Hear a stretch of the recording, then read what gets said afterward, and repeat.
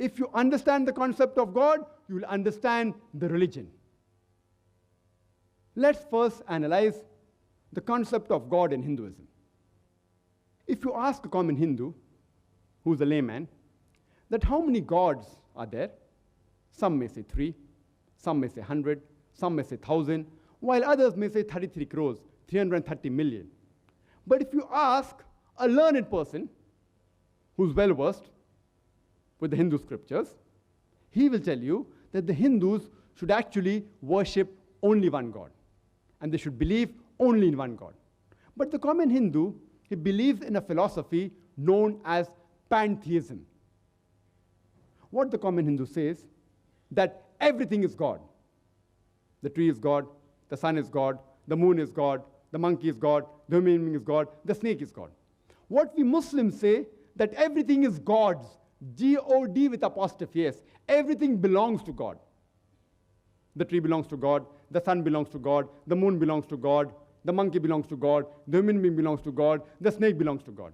So the major difference between the Hindus and the Muslims is that the common Hindu says everything is God, we Muslims say everything is God's, G-O-D with apostrophe S. The only difference is apostrophe S. If we can solve this difference of apostrophe S, the Hindus and the Muslims will be united. How do we do it? Quran says, "Ta'alaw ila kalmatin sawa'in baynana baynakum," that come to common terms as between us and you. Which is the first term? Allah na'budu illallah, that we worship none but Allah. The most common scripture, which is the most widely read by the Hindus, is the Bhagavad Gita. If you read Bhagavad Gita, chapter number 7, verse number 20, it says that all those whose intelligence has been stolen by material desires, they worship demigods. That means those whose intelligence has been stolen by material desires, they worship gods besides the one true God. And if you read the Upanishads, which is another sacred scripture of the Hindus, it's mentioned in the Chandogya Upanishad, chapter number 6, section number 2, verse number 1. Ekam evidityam. There is only one God without a second. It's mentioned in the Svetasvatara Upanishad, chapter number 6, verse number 9. Na kasya kasij janita nakadipa, which means of him, of Almighty God, there are no lords, neither does he have any parents. It's mentioned in the Svetasvatara Upanishad, chapter number 4, verse number 19. Na tasya pratima asti. Of him, there is no likeness.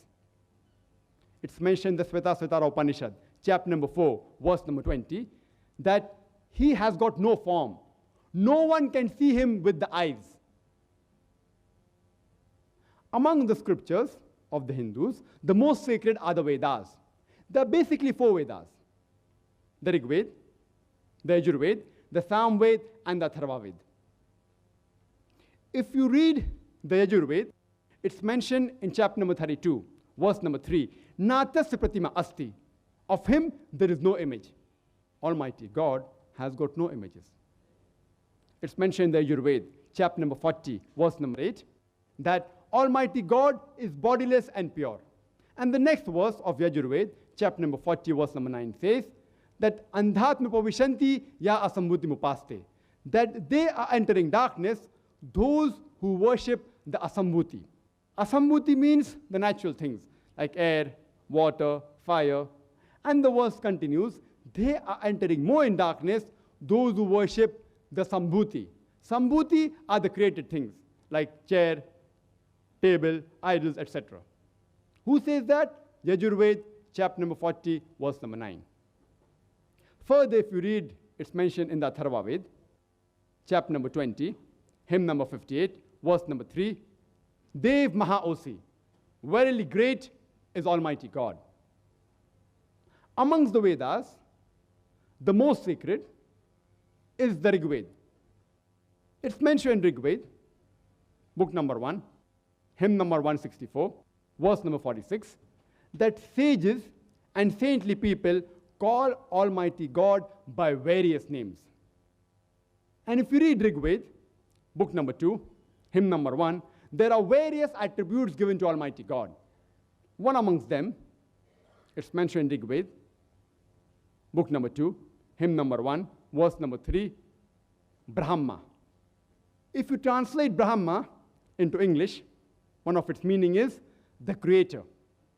If you translate into Arabic, it means Khalik. We Muslims have got no objection if someone calls Almighty God as Khalik or creator or Brahma. But if someone says that Brahma is Almighty God, who has got 4 heads, and on each head is a crown, we Muslims take strong objection to it. Moreover, you're going against Svetasvatara Upanishad, chapter number 6, verse number 9, which says, Na tasya pratima asti. Of him there is no likeness. You're giving an image to Almighty God. Another beautiful attribute given in Rig Veda, book number 2, hymn number 1, verse number 3, is Vishnu.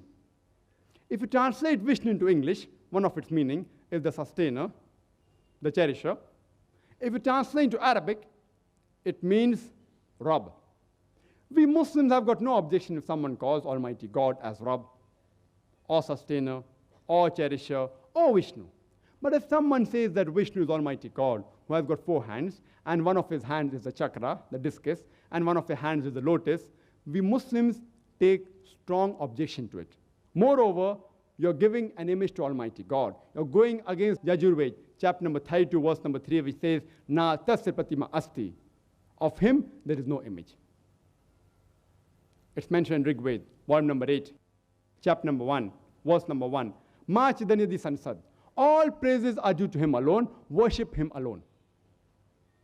It's mentioned in Rig Veda, volume number 6, hymn number 45, verse number 16. Ya ek it mushtihi. There is only one God. Worship him alone. And the Brahma Sutra, the fundamental creed of Hinduism, is Ekam Braham Dustya Naste. Niya Naste Kinchan. भगवान एक ही है, दूसरा नहीं है, नहीं है, नहीं है, जरा भी नहीं है. There is only one God, not a second one, not at all, not at all, not in the least bit. So if you read the Hindu scriptures, you should understand the concept of God in Hinduism.